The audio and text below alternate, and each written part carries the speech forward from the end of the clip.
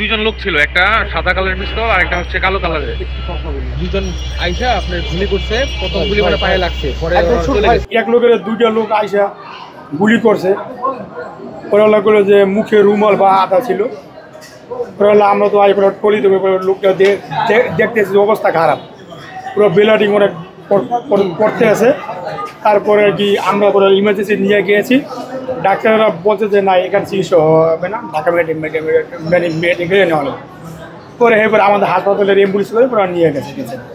আর কি সবাই আর কি পলাইছে ডরে আর কি, যে তেমনি পাচ্ছে। যখন গুলিটা করছে ওই গিলাসে, তখন পাবলিক সব ডরে, সব মানে যে তেমনি পাচ্ছে জানলো সব ভাগছে। তা আমরা তো যে আইসি পরে, তাহলে আমরা তো মানে আইতে আমরা তো এখানে কাজ করি। পরে উনি বলে পলিথ করে নিয়ে গেছি, অনেক ব্লিডিং হয়েছে।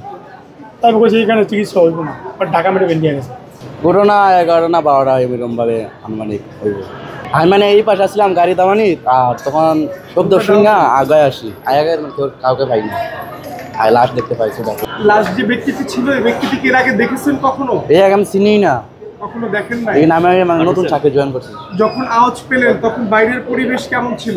পরিবেশ মানে সবাই মানে যদি মানে গাড়ি দামানিতে আসলাম, মানে আয়া কাউরে হয়নি, শব্দ জানিতে লাশটা কত সময় পড়া ছিল? লাস্ট পরে দুই তিন মিনিট হইব আনুমানিক। কি রঙের জামা ছিল না গায়ে? কোনার ওই লাশের সাদা মনে হয় সম্ভবত। যারা গুলি করছে তাদেরকে কাউরে দেখছে? আমি দেখি না, মানে হরের সঙ্গে দাঁড়িয়ে দূরে এবার মানে খবর কাউরে হয়নি। কেউ কি তখন ছুটাছুটি করছিল পথচারী কেউ? না, এই দিক দিয়ে শব্দ তো ওই যে বোম আছে না, বোমের ফাঁস এরকম শব্দ, বিকট শব্দ।